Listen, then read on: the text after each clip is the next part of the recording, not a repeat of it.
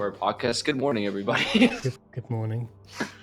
It's 4 p.m. All right, well, yeah, now it's time for the podcast. Well, welcome to the 10th episode of the ESOU podcast featuring PainInTheAxe. I'm here with Alywels, and we're going to talk about a wide variety of things, I hope, including mounting GoPros on turtles. I mean, to be clear, we're talking about a GoPro, not mounting a turtle. Just in case anybody heard that incorrectly. What if it goes the other way? You mount a turtle and get a GoPro to film it. Yeah, you just get another turtle, a backup turtle, to go the other way. So like in case one turtle decides to go the wrong way, it will now you have that backup turtle that's actually going to probably go the right way. Chances of it are increased by tenfold. Aren't turtles social creatures, so they would move together? I thought they were. I thought they were social creatures. I don't know. I'm not a turtle expert. You're not a marine biologist, but you're a marine. Yeah, but that doesn't count, bro. Like, what do you mean it doesn't count? You're a marine. Those are like marine biologists are like animals and shit. Like we're like people.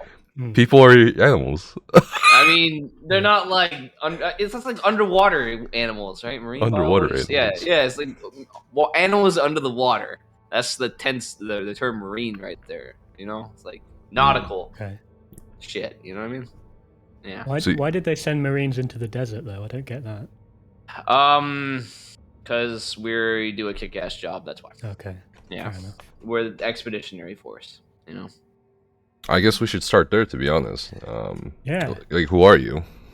Who am I? You're. What are you doing here? Like, what am I doing here? Oh, shit. What's your life been like? I guess I'm treating this podcast as therapy from here on out. Oh, okay. So, if you want to just know like how I pretty much ended up doing streaming on the internet, back in like 2019, I was just still playing a lot of ESO. I felt like I was pretty good at it too, so I was like, you know what? Sometimes I hang out on Twitch. Like a lot of people are creating content. A lot of them are PvPers. Like I think I could keep up with them. You know, I think I could have something to offer, and like I felt like my personality was a good twist on the whole Twitch category as a whole. Man, you were wrong about so many things. Wait, really? No, I'm just fucking around. Oh, damn. Go on. I was like, shit, I mean, I guess so. But, I don't know, I felt like everyone on the ESO was generally more calm on Twitch, and like, I'm not a calm guy, you know? I'm just nutty. I just say funny things and do funny things. It's like, I don't care. I don't care about embarrassing myself. But, like, I still consider that I play at a high level. Be like at least those people still interested, not the people who just want to see me do stupid shit all the time. So yeah, I thought I'd fire up the stream, and it kind of just grew from there. Like did 2019 June, I was settled into my permanent duty station. So like whenever I had off time, like on the weekends or whatnot, like I'd stream, just do it for fun, just play around, and it just kind of grew really rapidly from there until like October when we were doing like Emperor pushes. That's when like stream went from a very bottom of the category stream to like kind of mid category, and that's where I really started to see growth, is when we were pushing Emperor, because like people really enjoyed watching that kind of content. And when was this? We had that was October 2019. Around that time. So I had Emperor for like 28 days out of 30 of the campaign. Well, that's pretty cool. So yeah, it was pretty nuts as well. I think it was called Vivek back then. Yeah, Vivek. Yeah, it was pretty nuts. So. It wasn't easy to get, but we got it done. But once we got that first Emperorship in, like our AP value was so high that nobody was gonna catch us. We were like 3 million above like the second place guy. So I pretty much guaranteed my slot to keep it as long as I consistently played. So we just did that for like a whole month, and it really grew the stream. People took notice, and we kept pushing up through December. In December, I got orders for deployment for a little security mission that I'm not really gonna say too many details about on stream. It was compound in Pakistan. Was it an overseas deployment? It was not an overseas deployment. It was in state. We were guarding some pretty heavy assets. Okay. So what does that mean? From there, it meant that it meant that I couldn't stream while I was there. Why? What does heavy assets mean? I'm not too familiar with military lingo. Like a person? Like very critical. No, like not a person, like an item. Like an item. Very what very the fuck? critical. What was the item? I can't really talk about it. Is it like an NFT or something? Was it like Area 51 shit? Really. Like, it was kind of like Area 51 shit. It was kind of like Area. Oh, was it like an alien? Like, what's going on? No, it was aliens. I was fucking guarding. I was guarding Nephis' children. You know, I made sure they didn't get out. You know, to make sure they don't escape because, God forbid, we have fucking 3 Nephises. You know, oh my Jesus, the world would end. But it would be. But yeah, I did that for we were scheduled to do that for like 3 to 4 months, and ended up being 6. But so essentially it was 5 months because I got back in May, and I had a lot of time to think while I was over there because we were just doing security shifts and guarding shit, and kind of made me think about why I wanted to take the stream and whatnot. Like I tried to push for partner like before I left. I was unsuccessful, but pretty much all they really needed was like more time streaming. They said, but I didn't have that time to stream at that point because I was leaving.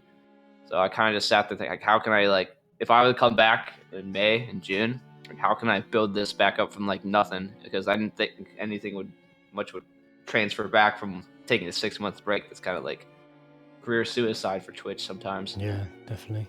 Even like a week off, I've noticed. Yeah, it's nuts. So when I got back, I was actually surprised. Like we were holding pretty good for a bit, but then like something just happened, and like we blew the fuck up, and we were able to get partner within like 2 months. So nice. Like I was really shocked by that, honestly. And for a moment there, I thought you were talking about the thing you were still guarding. It blew up. No, you know. No. That's why I came to Twitch. If that happened, you would have known in the news. It was everybody. Okay. Everyone would have known. Yeah. It was okay, that's cool. Okay. Yeah. That's really It cool. would have been really bad. Just millions of people probably would have been dead. So. Yeah. Wow, that's pretty cool. It was pretty nuts. Like a bunch of responsibility we were given, at that time, But that kind of like sums up a lot of my Twitch story right there. Like, we kind of been doing the same path like since then. Just other than getting onto the Elder Scrolls stream team this year and like leaving the military in April, like we kind of been on cruise control from now. How's that been, leaving the military? Good and bad. I kind of miss it, but I don't miss aspects of it. Like I don't miss what I was doing for like the last year of my service because they shut down my MOS. So I was a 5811 field police officer. So what that means is like we're a police officer that's more like focused on infantry style tactics and stuff. So what we would generally be used for in like it would be for combat. If we gone to a war with somebody, we would be used as an augment of the infantry. So while the infantry would be focused on the primary objective, our field MPs would be focused on the secondary. And we also do like extra jobs like VIP handle, like transferring, like we take generals from point A to point B, like mounted combat patrols. We would do foot patrols, like we go through and make sure like lanes are clear for IEDs and stuff. We would detainee handling, so we deal with like prisoners of war and whatnot, and their security, and made sure everything was going on with like NATO standards and everything. We did obviously a lot of area security. That was what I did 2 times for 2 years. So I did one back in 2018. I did one again in 2020 and the start of 2020.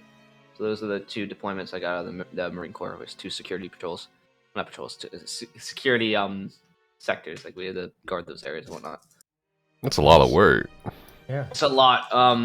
A lot of people don't know what field MPs did, and quite frankly, the the guy in charge didn't. And they got rid of that MOS because while we were mid deployment in 2020, we got the word that our unit was shutting down, which was kind of ironic because they said like, yeah, field MPs don't have much use. It's like, what are we doing? Like, hello? It's like, I don't know. Like, I feel like safeguarding this kind of thing is important. You know what I mean? Yeah. But it is what it is. Like they downsized the Marine Corps, and they got rid of like other units too. Like they got rid of the whole tank division for the Marine Corps and whatnot. So that was pretty big as well. I didn't agree with that either. There's a few other units, I just can't remember the names, but mine was one of them, tanks was one, and I forget some of the other few.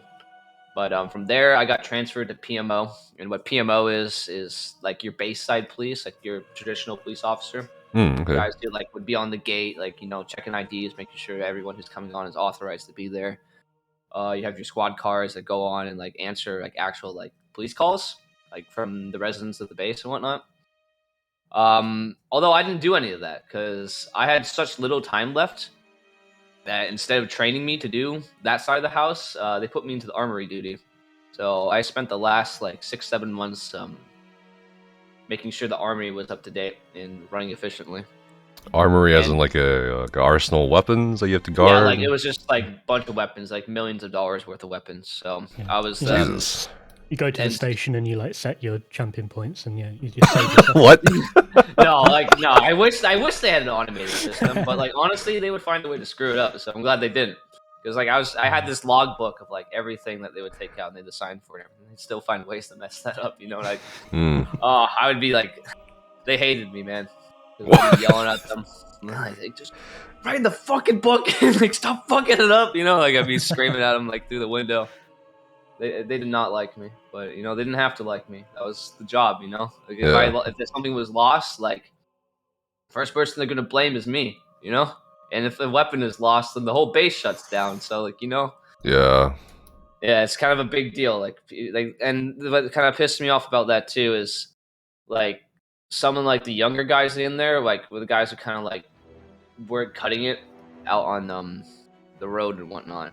So they kind of viewed the armory as someone to just send their problem marines, But I never really saw my guys as a problem. I'd make sure to fucking take care of them and whatnot, and they need to have that proper motivation to do the job. They just need to understand they're not a throwaway, they're doing something important, Okay. And, it was kind of really rough in there too. When I got there, the organization was all shit. And, we had to figure it out and let's get it fixed. So that was probably one of the harder things I had to do outside of my normal job, which is trying to get learn all of that as a new guy, and then be put in charge of your shift at the same time. That was really hard. But once we figured it out, it wasn't that bad. It was just kind of common sense for the most part. Yeah. If you had to compare your Marine training to primetime PvP, which is harder? The Marine training? This shit's stressful. Are you kidding me? Yeah. But you should try playing on EU. The lag's insane. Well, yeah. If I was to play, time. If I was to play on EU, my ping would be 350 or more. I mean, mine's that anyway in Cyrodiil prime time. So Yeah, true. I mean, I'll peak at 999 and whatnot. It's pretty nuts, So I mean, there's nothing you can really do about it. It's doesn't matter what your internet speed is. It's server side. But yeah, I just hope they really start to fix it. But honestly, it'd be cool if they didn't even really work on Cyrodiil and started working on things like Battlegrounds and Imperial City, because those are they work right now. If you hop into either of them right now, you're not gonna lag. Occasionally you have a hiccup in Battlegrounds, with a skill not firing, but it doesn't happen very often. I always feel it works pretty good. If I make a mistake in Battlegrounds, I'll pay for it and die. So it's but I can't say oh shit, I had 900 ping. I was no, I just didn't bar swap fast enough. Or I didn't stun that target instead of I whipped him instead of stunning him. I can see the mistake in my combo. I feel it's something I can learn from it. I learn from the Battleground more, because if I just die in Cyrodiil, 50% of the time it's not even because of something I could have done to make it better. I look at that scenario and I'm there's nothing I could have done to do any better. It's it is what it is. I'm dead. I hit the Dragon Blood 5 times, and yeah, I chilled. And my pot is still not on cooldown. It's still there, ready to be used. It is what it is. Do you think the lag in Cyrodiil's got better in the last few years, or do you reckon it's got worse? Yeah, better. It's gone better in the last 3 to 4 months for a couple factors. So the first one is New World releasing.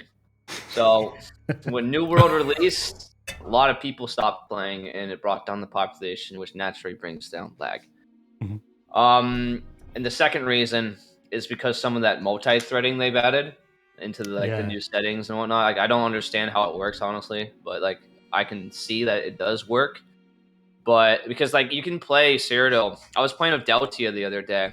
Like we were playing around, God, like I think we started around like 3 o'clock my time, which is like 6 o'clock Eastern. So like it's getting the prime time pretty much. If not, like once a couple more hours, like it's gonna be prime time. But like we had a great time. We didn't have any laggy fights. Like it felt good. Like it was fun. But like before, like if you take it back a year ago or so, if you played at that time still, you're gonna have problems. You know, it wasn't gonna work out. So I feel like the lag has improved with that multi-threading, and like unfortunately because some people left for New World, but a lot of them are coming back now, and that's a whole other topic. So Well, I've noticed that you're not playing New World as much. No, I uninstalled it. I'm done. Why? What do you mean you're done? What does that mean? So the release was fun. I loved the release. It was a great time. I really did enjoy it. But just like after every patch they did, like 20 things would break. There's been dupes, which is a huge problem. And like you know what, they can say they banned everybody who like did the dupe. They didn't ban everybody. Dude, I played old school RuneScape, brother. Like I know my history about dupes. Like I know like these companies will be like, yeah, we got everybody. The economy's fine.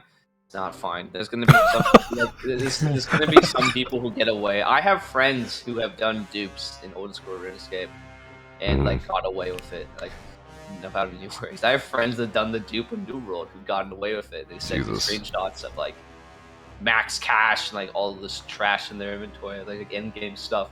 They got away with it. They're not like content creators or anything, so they're not gonna get found. They don't really trade it. They just hold on to it and make gear and stuff. You know what I mean? But yeah, like it just that was huge, and that's gonna ruin the economy of that game. Like when that slowly gets put back into the market and whatnot.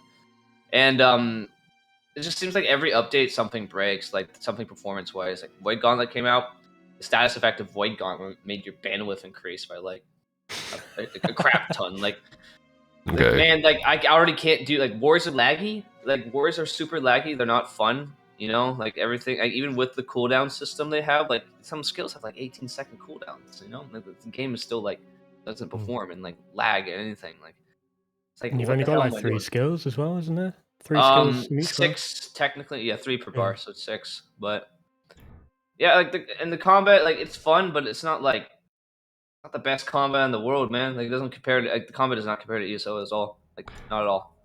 So yeah, I mean it's unique though. I do enjoy it. It's just with all the rubber banding and like all that crap though, like it makes that combat system so like punishing.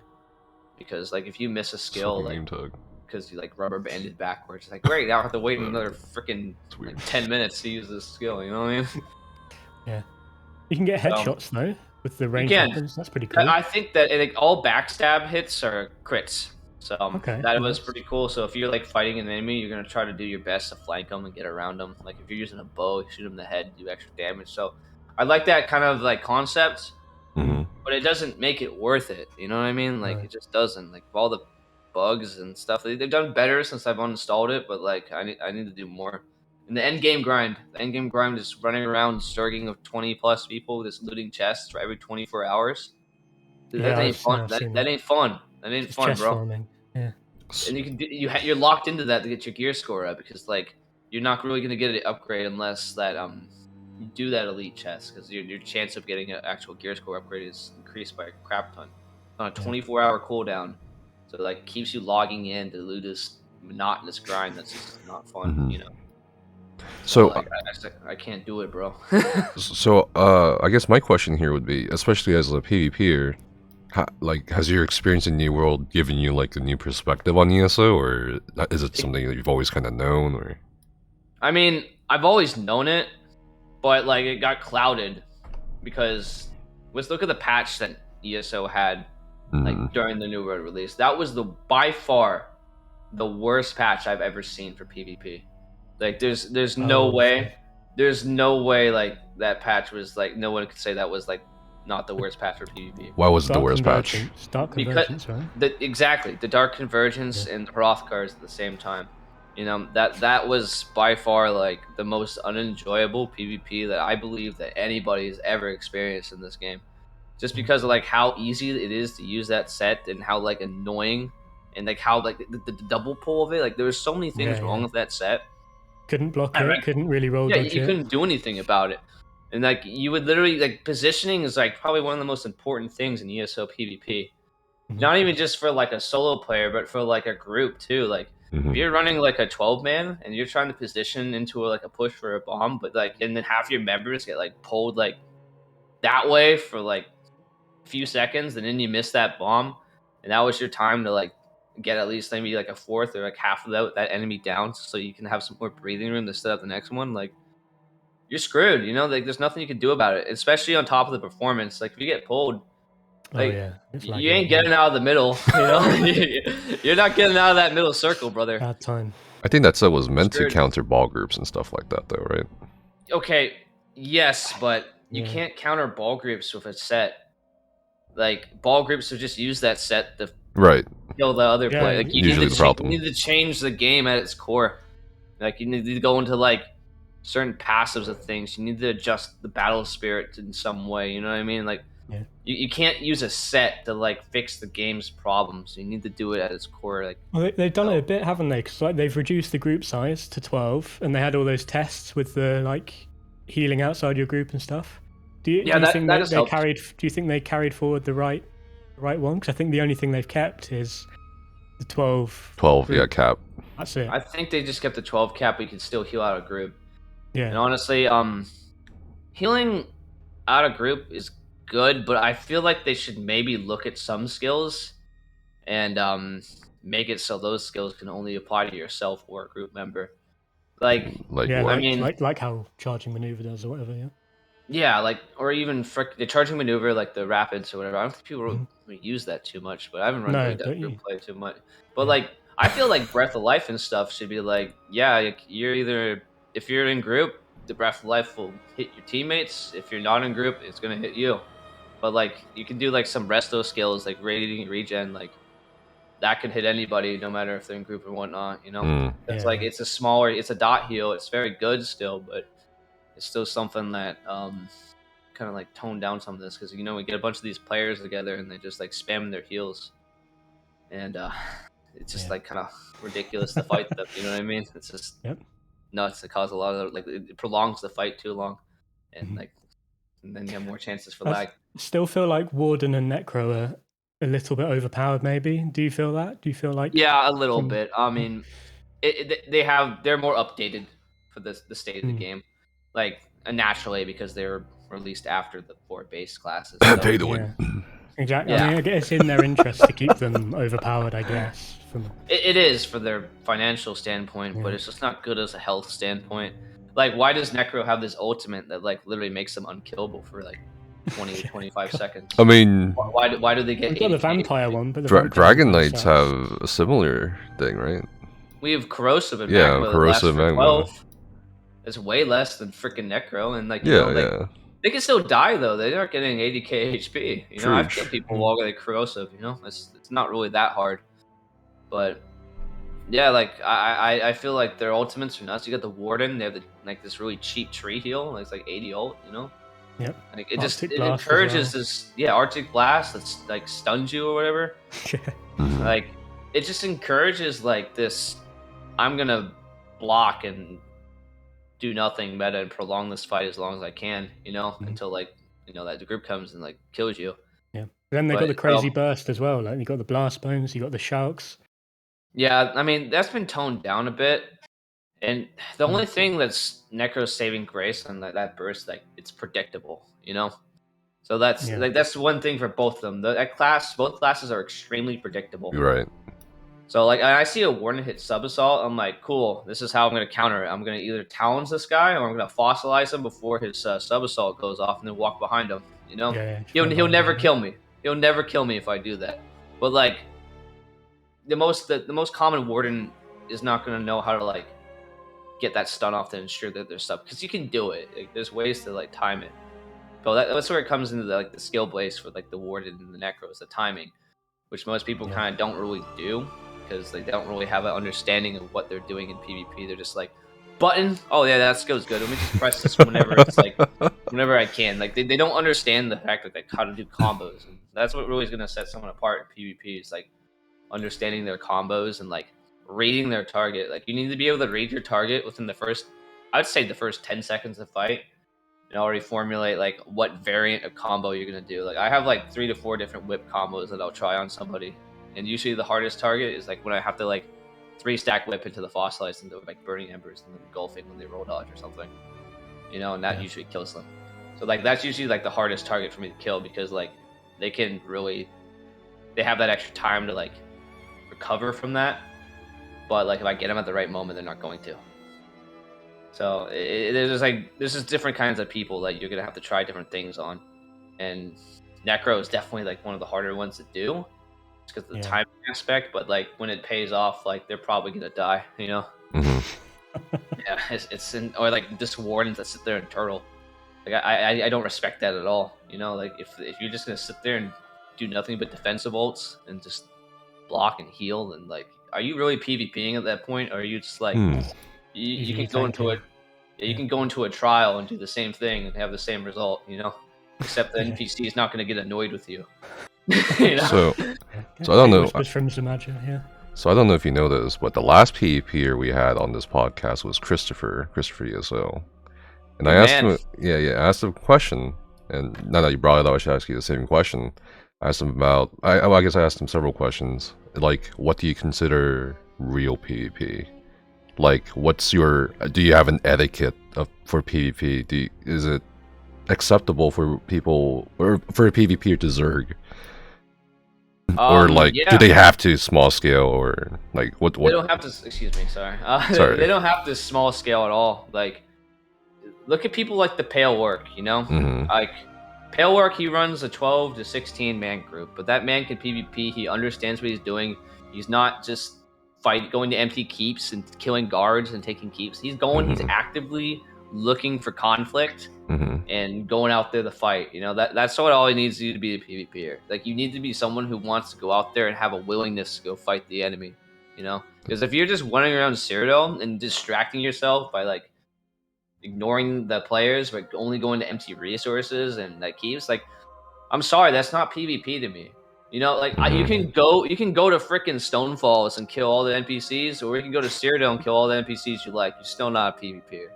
You know, you're just literally just getting an extra currency for doing like 0 PvP interaction. You know, it's annoying, and I don't think you should be rewarded for that. Honestly, like you shouldn't be getting 6,000 AP for an empty keep.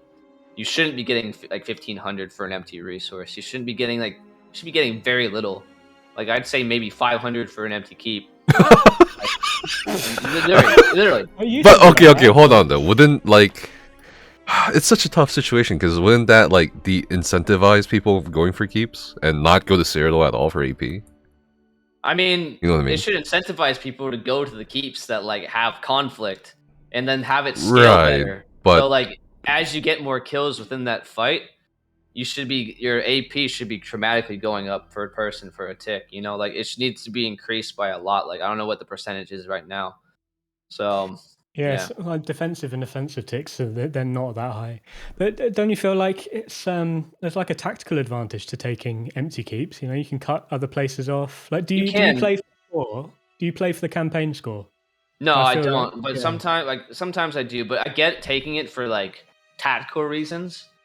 But like there's groups out there that don't do it for tactical reasons. They just go to it because they want the AP and don't give a crap. They know they're not able to fight back. And instead of learning how to fight back and actually be that good effective group, they just don't care. Because like why should they care? They're getting 6,000 to do nothing. You know what I mean? What would your ideal system be? Because at a cursory glance, if you lose a fight, you get nothing, right? So you should still get AP for kills, obviously. So they should just ramp down the 6,000. That's too much. It's too silly. I don't care what they make though. Just ramp it down. And offensive ticks need to scale better. So if you're taking a keep, like you're gonna get a lot of AP for like if you kill like a lot of people inside there. Like whatever the O ticket's gonna, it's gonna be ramped up by a crap ton. And defensive, I think defensive could stay where it's at because honestly, it's easier to defend than to actually take. So if you're attacking, like you should be getting way more than a defensive tick. Okay. Even if like those defensive guys win, like they're not going to get as much as if the attackers won because the attackers are definitely at a disadvantage. You know, it's harder to take something than it is to hold something. So. Yeah. How about the scaling with the resources? Because you get like a bigger defense tick if you got the resources, right? Yeah. I mean, you can keep that in play. I mean, that's fair. Yeah. You know, that it incentivizes people to go outside the keep to hold those if they want something bigger. You know. What about adding it? You could add it to the offensive ones. How do you feel about people taking a resource before a keep? Like some people in zone chat go absolutely crazy. It depends on if you know it's going to be a prolonged fight or not. I mean, they get mad for no reason because they don't think.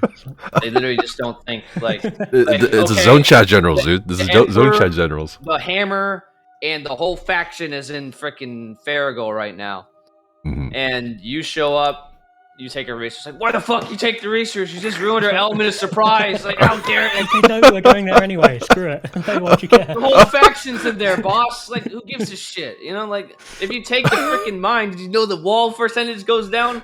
You know, like, if you want to siege a wall, you don't have to siege as long. If you take the freaking LM, the fucking door, like, percentage doesn't take as long to get. And if you take the farm, the NPCs become weaker. Like, oh, you're dumb. I bet you didn't even know that. You know, screw you. Like, I hate it when people do that. And, like, honestly, sometimes it's good to take them just to cut the keep. Because, you know, like, by the time you really get set up, they're just going to roll in from, like, bleakers or whatever, you know, depending on the keep, whatever it is.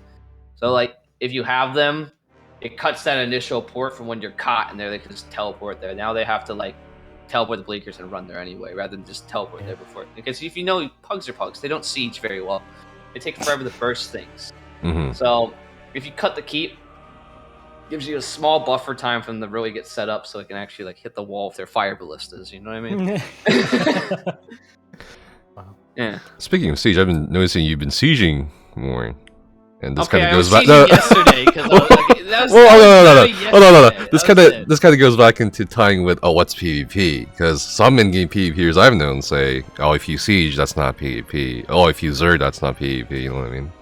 So why are you sieging all of a sudden, PainInTheAxe? Well, because I wanted to get inside the fucking keep. That's why I was sieging. Like, what else is there? I don't know, dude. What am I gonna do? Just sit there and just like, look at all my plebs around me doing all the work, you know? Like, I mean, I want to get in there and kill the enemy too. Like, I could help and speed that process up by running 3 ballistas, because you can run 3 ballistas efficiently, like within perfect tick and a ram as well. Have you done the thing where you put the ballista on the door and then you push the ram on it? You put 2 ballistas on the left and right ram. You can do 1 in the middle as well, and then you can run all 3 while you have 3 people on the ram. What's your opinion on siege as an endgame PvPer? I feel like if you sit in the wall and shooting siege, you're gimping yourself. I mean, sure, you're gonna get kills and do a lot of damage, but what do you learn? But cold fire. Yeah, it does a lot of damage. It hurts. I get it. But what do you learn? Nothing, I guess. Exactly. I mean, So, what did you learn about your class, and what did you learn about your combos? What did you learn about having a defensive rotation when you're getting low? You learn nothing. So, if you've got the skills to 1vx, you may as well, go out there and. Even if you don't, like, how are you gonna get it unless you start? You know. And, like, there's no shame in getting fucking rolled every 5 seconds if you're trying to play solo. I mean, there is, but... There really isn't, no. Well, I mean, I don't think there is shame. I think people think there's shame. But then you become a, server meme. Like, we've got Big Boss, the Dark Fiend on EU. I mean, if you're streaming and you're getting rolled, then yeah, you're gonna get memed. I get memed all the time, you know? Like, and I consider myself a decent 1vx here. It just happens, bro. Yeah. But, it's just like, how are you gonna learn to be good at something if you never fucking try? You know what I mean? Yeah. And, yeah. Like, if you don't ask questions, like, if you get rolled by somebody, like, instead of, like, calling them a hacker, how would you call them, like, that's a big one. I need some advice. Like, first of all, I would like to know what you're running, and, like, I don't know, like, if they have the time, ask them what you could have done to, like, do better or something, you know? I wouldn't ever get mad at somebody for asking me that. You know, but like the guys who like say, "Oh, it's fucking cheating the axe," or Cheating again, or whatever the fuck. Like, literally, I was fighting at fucking Dragonclaw Farm or whatever, and I rolled like fucking 6 dudes or whatever, and then they're like, oh, I guess you're hacking again. I was like, why do you think people? Why do I stream myself hacking? Why do you think people accuse, players who've played this game for a long time of hacking? Because they're just like, honestly, it's because they don't want to they don't know what greatness is because they've never done it themselves. That's literally what it is. They have no idea what kind of how good you can be in this game if you practice. It's just beyond their thought. That's just it sounds arrogant as shit, but like I don't care. Okay. It's true. Like they have no idea what that end game level is because they've never been put there. They never tried, never cared. So instead of just assuming like oh they just really know what they're doing, they are so baffled by the fact they got rolled by one guy, like all 7 of them. They just say he has to be hacked, and there's no way that guy is that good. You know what I mean? Yeah. But they just don't want to learn. Like they don't ask the right questions. The second you make assumptions like that is the second you're failing yourself. You know what I mean? How many times have you been accused of hacking or cheating? Too many, dude. Well, guesstimate. Maybe like 2 or 3 times a day, usually. 2 or 3 times a day. My ignore list. Is it the same person? No, I mean, no, it's different people. I usually block them because they're just dumb and I don't want to deal with them, you know? And, like, it is what it is, man. Okay. Yeah. Huh. Wow. I don't have time for it, you know? I don't really reply to them. I'll laugh at them in stream and that's it, you know? Yeah. And I'm not even a PvPer. And whenever I go back to Zerodead or, like, go to IEC, like, every time I, like, take a break from PvP, I go back to PvP after, like, a few months. And I kill, like, a group or maybe some, like, 2 or 3 people. I always get a whisper. I always get a whisper after I come back to PvP. Reported. You know? Yeah, you're cheating. Well. And I'm just like... Yeah, like, if you get a message like that, like Ollie said, you're probably doing the right shit. So, like, it's... I don't know, man. It's so weird to me. It's stupid. Don't get me wrong. It's the most brain-dead dog thing you could ever send someone is saying you're cheating. Because, one, this game is not client-side anymore. It's server-side. So if you're cheating, like, it's very rare. I mean, I have that clip from Mighty Mumbo's stream where the guy's literally, like, floating in the air. Like, oh, shit, that guy's cheating. He gets on a mountain and fucking flies up to the sky. Like, I'm shitting you not. It's like an actual I know. But, they actually banned several hundred players. Yeah. Like, because recently. they found they were all abusing, like, this fucking, this weird client-side program that they were able to get into. Like, I don't really know all the details, but, like, they get banned, you know? Like, they get caught because the game is primarily server-side now. You know, it's not client-side. It's very hard. I remember back 2014, the game was client-side. Yeah. And we had, like, a lot of, like, lag port sorks, we'd say. So they were able to fly through the sky with, like, a sork port and shit. It was crazy. And my favorite is when you kill someone and then they message you saying that you're the worst player they've ever seen, and you just killed them. It's like, well, okay, second worst player. There's some interesting characters in PvP, man. I could tell you stories. Yeah, it's just salt, man. Like people get angry and passionate about it, and it's just when sometimes the fucking the shittiest players are just gonna like bag you and fucking send those messages. Man. It's just it's always the weakest link. Do you teabag people? How do you feel? When they bag me, I bag them, brother. You know? Yeah. PainInTheAxe exposed. They have to start it, definitely. For teabagging? They don't want That's a consumer service? I don't give a fuck. They didn't tell me to stop. I'm just fucking they like the taste of my salty balls on their face. What are you talking about? You know? Shit. I don't even fucking shower before I do it, too. I make sure I get all sweaty down there. I'm sorry, that's the toxic side of me coming out. No, it's fine. I know. I'm just joking. You don't need to censor yourself. Yeah, no. Yeah, I don't censor. It's very hard for me to censor. The last 4 years, I've been the most uncensored I've ever been, and this is just how it is, man. It kind of goes back to the Marine Corps. Not usually as an excuse, but like, it's just like how we communicated to each other, and that was normal, and no one was offended by it. You know, it's just a normal day, and like. When I say that shit, sometimes like they're like, "Holy shit, dude, are you okay?" I'm like, "Yeah, I'm fine. I'm good, dude. Like it's normal."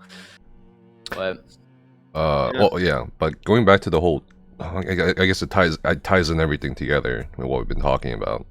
Do you think there are barriers to PvP for most players? Like me getting into it? Yeah, getting into it because you talk about how people should try, but like. what do you think is preventing them from trying? One is lack of incentive for sure. Our reward system isn't updated to like common needs of the game. Can you expand on that reward system? So, or lack of rewards? Most of the sets you get from Rewards of the Worthy are not good, you know? Like, they're not very good, and like I'd say like half of them are like, not maybe more than half of them are just not good. Well, there's no. Do you remember when PvE used to come into Cyrodiil to get spell strat? I made it. I was a rich man that month. I was very rich. Getting Inferno, holy fuck! I sold an Inferno for like 2 mil like the first day. Insane. Damn. It's nuts. Yeah, we need another set like that. We need another PvE set that we can sell to people. Yeah. Yeah, we need something like that. Like, we need more regular like updates and stuff. And like honestly, Rewards of the Worthy would be nice, but like we need a whole separate shop for like Battlegrounds. I know we have one, but like we need to update it. And like we need the MMR system to be public for one, so like people can see where they're standing. I think we should have a new form of currency for Battlegrounds, so they use in this new shop. So people have to go to Battlegrounds to do this, but make the shop like filled with a lot of like either cool cosmetics or like PvP supplies, like tripods in there or something. I think Battlegrounds should be like one of the best money makers of the game if you're winning all your Battlegrounds, honestly, consistently. Like if you win all your Battlegrounds in an hour, I feel like you should be making the most gold per hour, because like that's not an easy thing to do. You know what I mean? And because you can never really boost the Battleground system, because if you put that kind of reward title on winning, nobody's gonna want to like let you win. You know, they're all gonna fight harder. They all want that gold at the end of the round. You know, like they're not gonna just let you kill it. It's because it's a random queue, unless you group up with friends to go in there and like really stomp. But then again, you're gonna be put up higher in the MMR system, and you can be fighting those other groups that are also really good. And now they're gonna want to win because they want to get the money. And now you have these 2 really good groups, and hopefully 3 at that point, fighting it out to like, you know, get that final prize. So the current, and I'm saying that like someone about the MMR system's already public for the leaderboards. It is, but that's not really the MMR system. It's just like it's more like playtime. Yeah, it's like you can be like a not very talented PvPer and be like top 10 on that. Honestly, if I was logging right now, I do a lot of Battlegrounds. I'm not even on the leaderboard on my Magnet day, and I do like Battlegrounds every stream, like every day. You know, like so. I don't know. I don't think it's a good representation. I do a lot of it. I win most of them. You know, I'm like top performer in most of my Battlegrounds. I'm not on the leaderboard. You know. I think that there are more useful things to do with AP now than there used to be. I mean, the luxury vendor, people use that. People still use that because they can't, you know, do dungeons or whatever. You mean the golden? Yeah, the golden. Yeah. People still buy monster sets and stuff. The problem with the golden is that it's so random, and most of the sets in there are just not good. Like, look at this week's. The only thing that's good in there right now is like Burning Spellweave, which is like there's a necklace. The other sets are just outdated. You know, like this. Like, the last couple of weeks have been really bad sets for the golden. Like, I mean, the only thing you buy it for is to put in your logs. You know.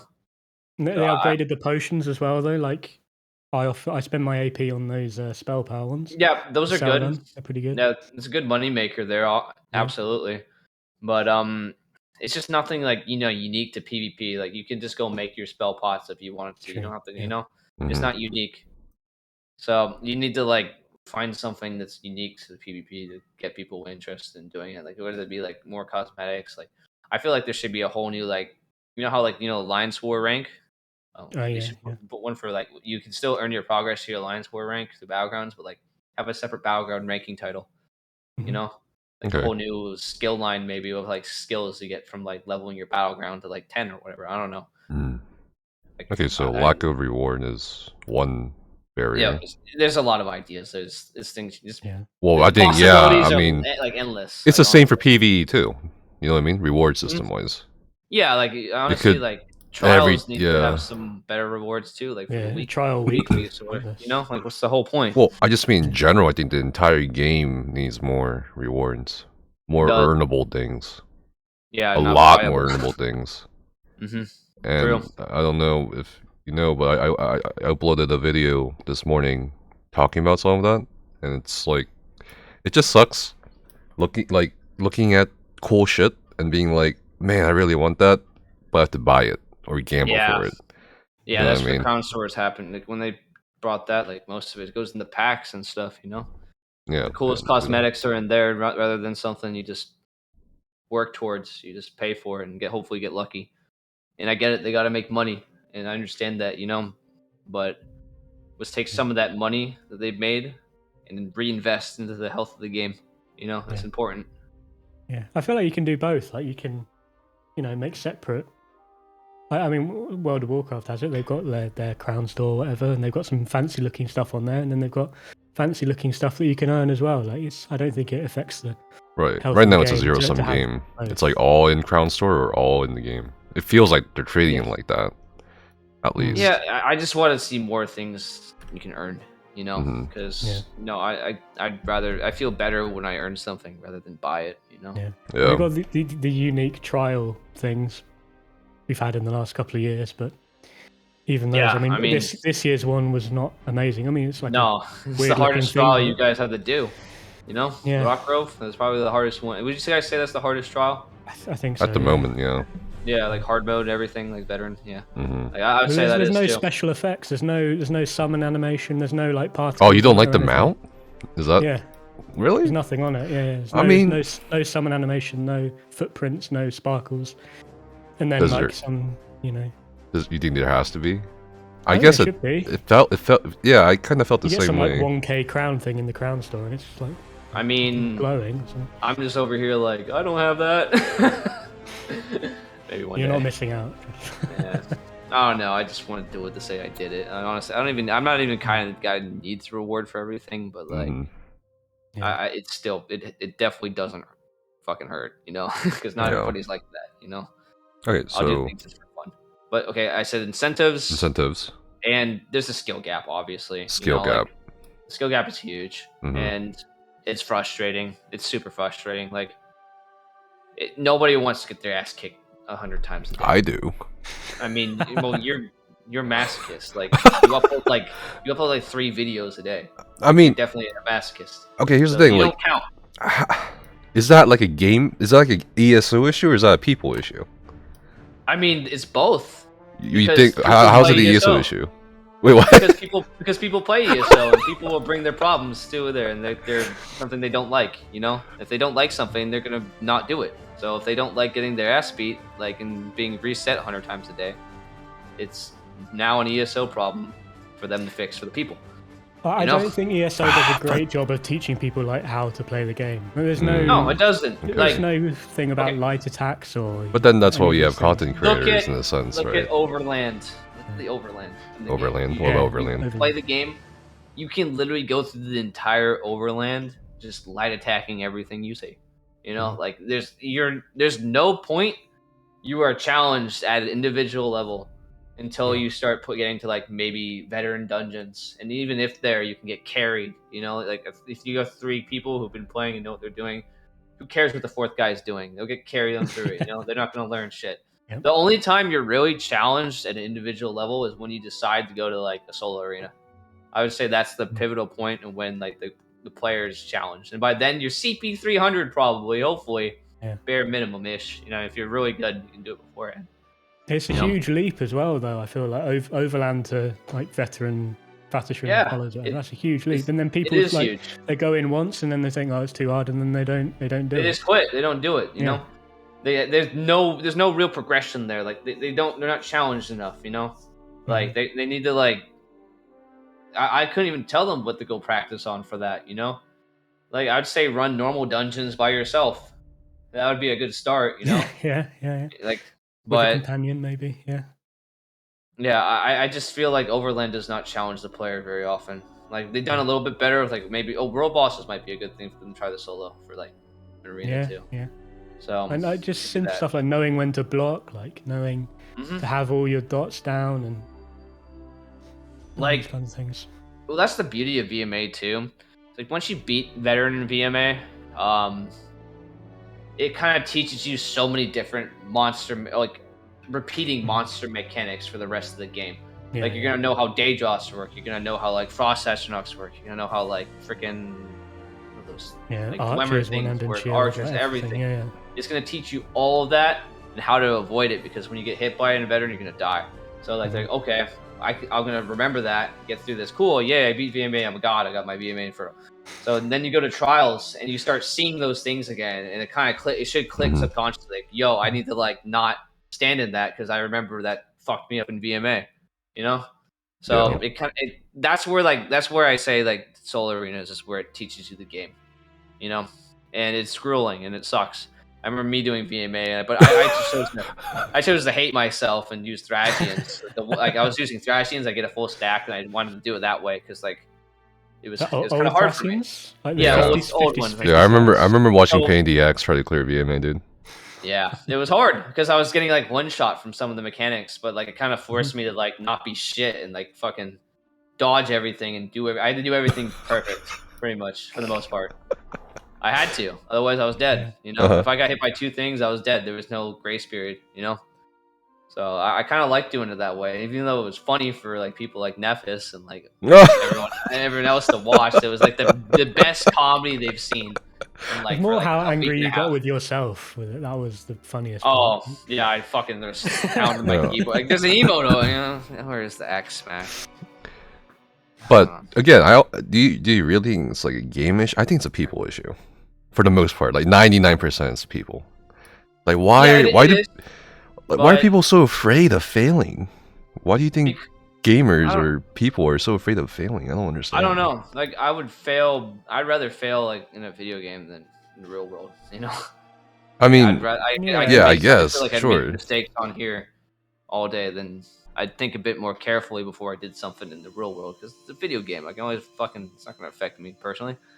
I just don't understand where the fantasy's gone, dude. Either. Like the fantasy. What happened to the fantasy of seeing yourself as a like it's an MMO or a fantasy world? You're a hero. You're a main character, but people think they're so timid or afraid or so nervous or anxious of failing. But who cares if you fail? Yeah, you paid for the game. You know, like enjoy it. Do everything you can. You know, like if you're not good at something, then fucking go get help. But how do you solve that? Somebody who knows. Because that's a barrier to PvP, right? Because people are afraid to fail, people are afraid to die over and over and over again to learn. Go with friends, like people you're with. Go be with friends, like you're comfortable with. Go do PvP. Get your toe in the water. You know, you need to take. Some people need baby steps. You know, we all didn't wake up sprinting. You know, we all fucking crawled and then we walked and then we ran. You know, it's just gotta get your foot in the water. I don't think you can really even like fail in Cyrodiil though, because all you need to win is just have like more people. So, I mean, don't PvP in Cyrodiil when you start. Like, really? Battlegrounds, man. You think Battlegrounds is better than Cyrodiil's at teaching? Oh yeah, because like you're gonna low MMR, you can learn a lot, so you'll be paired with players who are trying to do the same thing. Okay. Like it's unfair when I'm making a new character. Because that character has no MMR, and I'm fighting like bots. It feels like I'm fighting bots. So like, if you don't know anything about PvP and you've never done Battlegrounds, queue up for Battlegrounds. Like, you're not going to get sweated down. The chances of you getting somehow launched into a high MMR Battlegrounds is slim to none. But you're not going to get sweated down. You'll be fighting a lot easier players. They're in the same boat as you. You know, they don't understand everything about their rotation. They don't understand everything about their class. Just get in there. Even if you lose, it's not going to get any harder, is it? So No, like if you keep losing, your MMR doesn't increase. Yeah. In theory, I mean, they haven't really released how the MMR works, but that's how it's supposed to be. So, okay. So yeah, I'd say learn PvP in Battlegrounds because like it's going to progress with you. In theory, it should. Maybe you'll get carried a few times and your MMR will go up and you're like, crap, now I'm getting wrecked. Your MMR will go back down. Yeah. Hopefully put you in the right place. So I think even if you get carried, I think it's based on your score, is it not? I think it's based on the it's win. Based on win. The team. It's based on win. It's hard to say because people have tested it. This is why the MMR system needs to be public. MMR system is dog shit right now, in my opinion. I think the system itself is just really bad. They the queue. Didn't they? God, I don't remember the last time they reset it. They didn't reset it this patch. No, but like 6 months ago, I think. Yeah, but by then everyone's already back to where they should be. Typically, but it needs to be public. Players need to know where they stand. You know, like okay, well I'm in this bracket, so like maybe I push to the medium. Like, oh, okay, I'm in this mid bracket and my build isn't doing so well. Maybe now is the time to change. I would love to see like an actual tier system, like in other games, like Dota, League of Legends. Yeah. That would be good.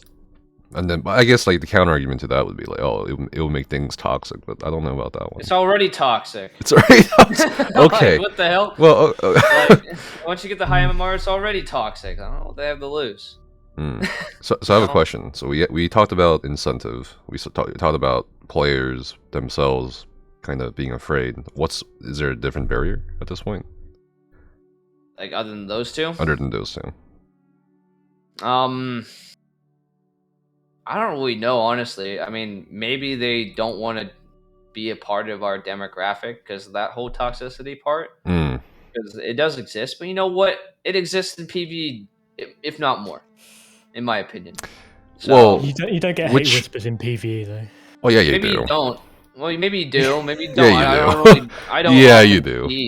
I mean, they'll type in group chat. They're not really whispering. They'll just be bitching in group chat about something. Well, like which part of PvP or PvE is toxic though? I think that's the more important distinction to me. Dude, your everyday PvE when you just queue up like for a just random average players, just toxic casuals.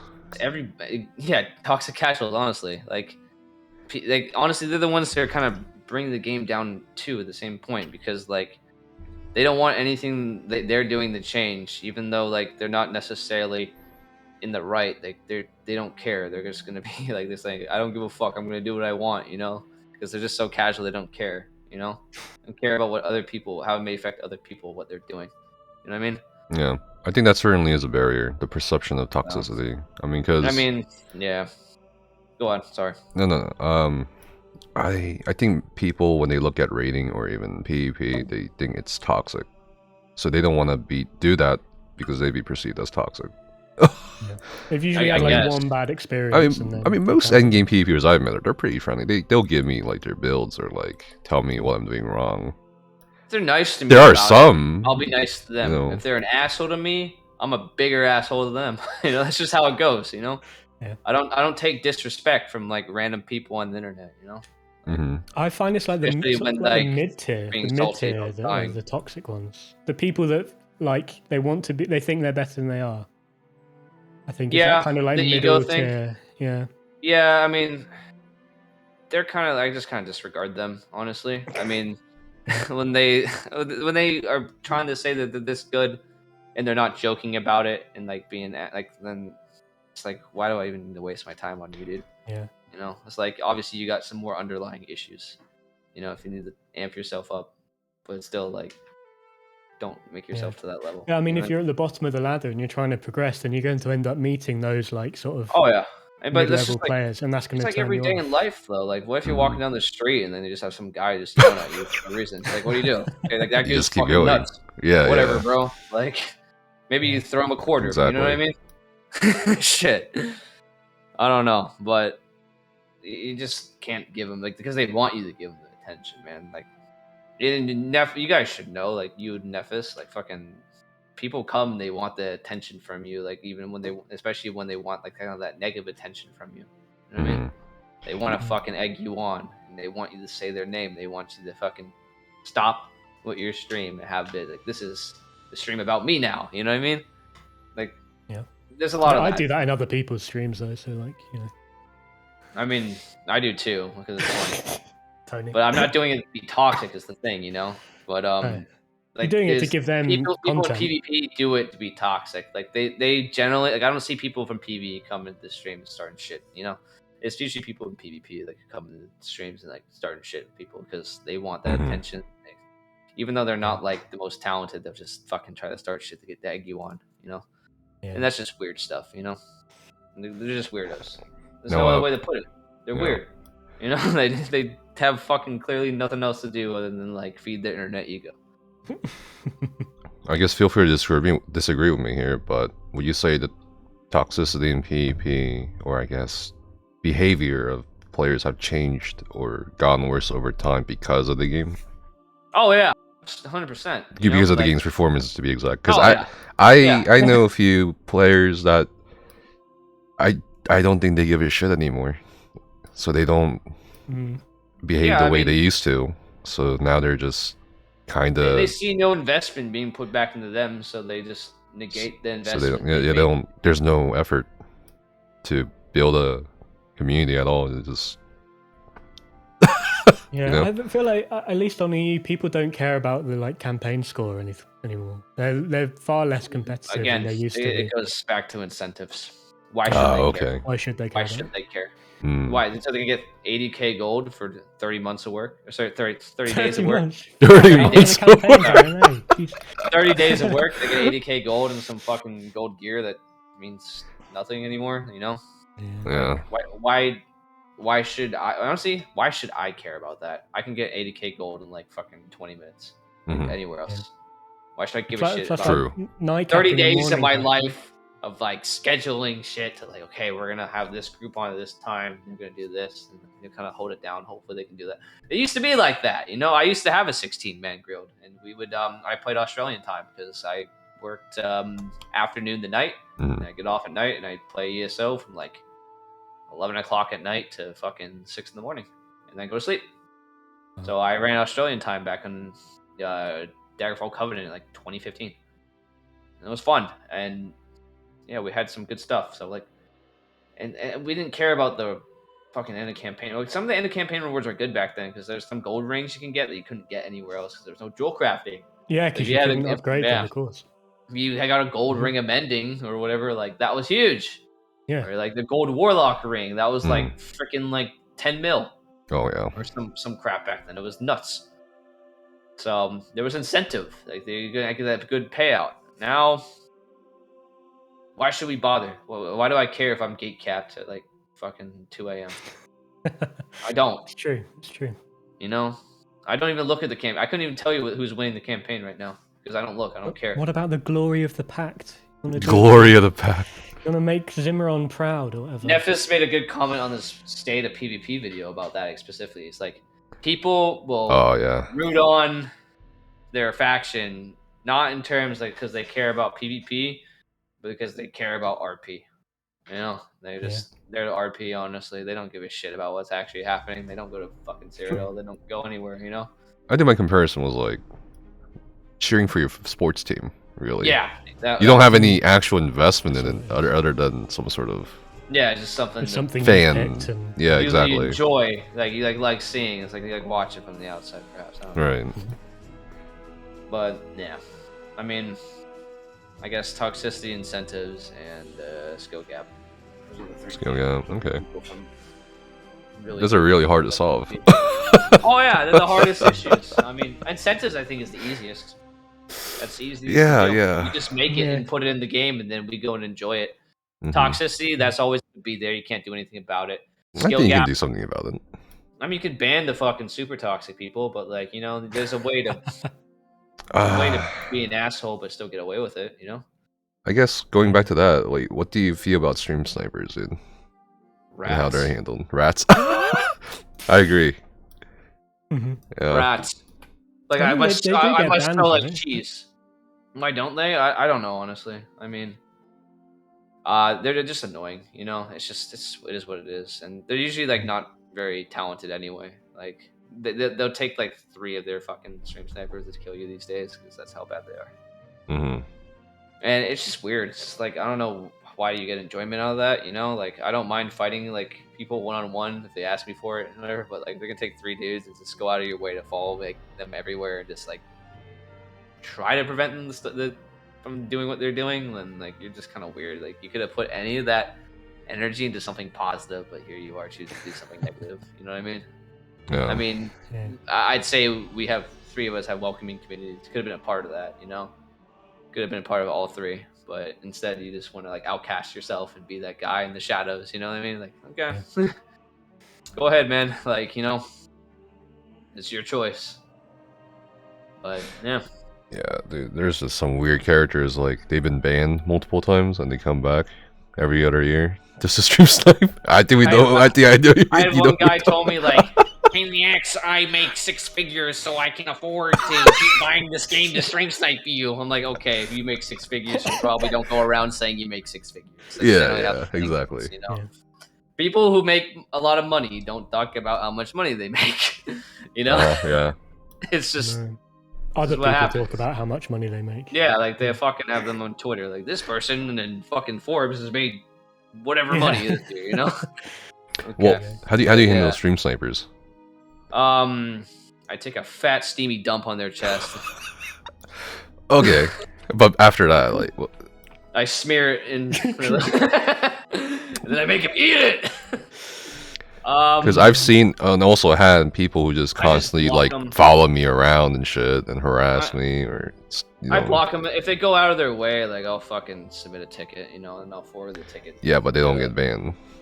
No, and then I go away. What the hell? Like I thought. You know, we're both on the stream team, and I feel like we tell like them like, hey, they're back. You know what I mean? Like, yeah, but when was the last time they read that thread anyway? Well, I mean, that's why I'm going into PvP next week, just to kill some fucking stream snipers. You know what I mean? Because if there's nothing, we'll be 80. And you know, like perfect. I'm on my way. I'll come to stream snipe you. Okay, perfect. But here's my thing. Like, personally, I don't give a shit. You know what I mean? Whether customer support, whoever handles stream snipers, because that means I can actually like do something about it. You know? Yeah, I mean, like we can. I don't know. I just hate waiting around. Fuck that. I hate waiting too, but like, I mean. Just don't get them. Like, there's not hard to kill. They just come. They wait for the like. No, they're dog shit. Yeah, you'll be fighting like 3 other people, and then they'll fucking 3-night blade gank you with 3 end caps and desync snipes. You know. So I mean, at that point, it's like whatever. Kind of looking for attention though. So yeah, they just want. Have you tried like ignoring them? I mean, if you ignore them, then they win. You know? I mean, I'd rather keep killing them and then harassing them back. You know, I mean, I'll do like one thing on them, and then I'll move on, and then I just don't care. Yeah. And plus, I'll swap forums if I don't care. I'll go to Battlegrounds. You know, good luck trying to get me in there. You know, I mean, if I ever get trolled, I'll never like mention it on stream. I'll just like ban them in the chat and just pretend like yeah. What do you do if they keep coming after you though? Yeah, I guess in PvP. Yeah. Then you know what I mean? Hundreds of these people, same guys' accounts. Like it's yeah, exactly. You gotta do something. You gotta shit all over them, man. That's my thing. It takes me like 2 seconds. They're looking for that reaction though. Yeah, everybody just don't give it a reaction. Just ban them and move on. You know. Well, these people typically look for like to provoke your anger or like trigger you or whatever, right? But I'm not really triggered when I just kill them. I just laugh. I enjoy it. Yeah, it's funny. It's fucking hilarious. I rarely get truly mad on stream. Like I just have a very like loud personality, so people think I'm mad usually. But I'm not usually mad. I'm just like yelling because like that's what I like to do. I like to be loud, you know. And like when I smack my desk, maybe I'm angry then. But like you know, like other than that. Yeah. Fuck stream snipers. That's the bottom line. Fuck them. Oh, man. If you're a stream sniper and watching this podcast, I'm not going to say it. Where's Pain the finger? Oh, wait, that's on your... Yeah, what's my... No, it did get removed off Twitch, but I added the better TTV. Yeah, BTTV. Yeah. So it's permanently. If you want Painting Finger, you can go to Better TTV and put it onto your channel for free. So there it is. The best emote I've ever made. Nice. There it is. Yeah. Like I used to like use that, so like whenever we rated people, like okay guys, fingers up, let's go. So imagine we're rating a new streamer that I've never rated before. We just come in there, just a bunch of like, I thought that was the funniest shit. Like, if like why are they flipping me off? I mean, this kind of like a funny toxic though. You know what I mean? Like, yeah. No one ever got offended by it. They just thought it was funny. You know? Mm-hmm. I don't know. Like. I like doing shit like that, you know. You can be a fucking silly guy, but like, yeah, still kind of have that like fucking aura of like, what the hell? No, it's not malicious. I don't think they're a terrible person. I just think it's funny to see people's initial reaction, you know. So I could do like a cliche question, like, what's your PvP wish list for 2022? But okay. Oh, I know what you're gonna say. You're gonna say, "Oh, I want a PvP focused content patch or chapter." You know what I mean? Like something for PvP, right? New Zerodead fix the servers. We brought this up earlier on the podcast, and I didn't say it, but I'll say it. There's been 2 counter responses to, I guess, a PvPer's the typical PvP desire, which is more PvP content in some form or another. The first response was they're not gonna do anything until lag is fixed in Cyrodiil or whatever. Right. They do say that a lot. Yeah. Okay. So I say don't bother fixing Cyrodiil. Be done with it. Who cares? But their priority seems to be fixing Cyrodiil. Because they also they have the wrong priority. Because the second counter response, I don't know who said it, if it was Rich or somebody, but they said like why do they want more PvP zones or something, just for them to lag in more? I think that was Terry. I think that was Terry. Oh, okay. That was his wife who said that. Okay. I think she said that as a joke too. Honestly. Right. But honestly, yeah, they keep. The thing is, like, I'll bring up, we need more PvP content. Just be talking broad. Like, if I wanted to get specifics, I'd have to, write something up a bit more officially. You know what I mean? Okay. But more PvP content. But like, whenever I say like, we need some more PvP content, the first thing like developers seem to jump to is like, oh yeah, Cyrodiil, we can't do anything there. We gotta fix the performance first, then we'll add content, right? Yeah. No, you don't need to fix Cyrodiil performance to add content, because I wasn't talking about Cyrodiil. I never mentioned Cyrodiil. I just said PvP content. You're negating the 2 other zones you have that are working flawlessly right now.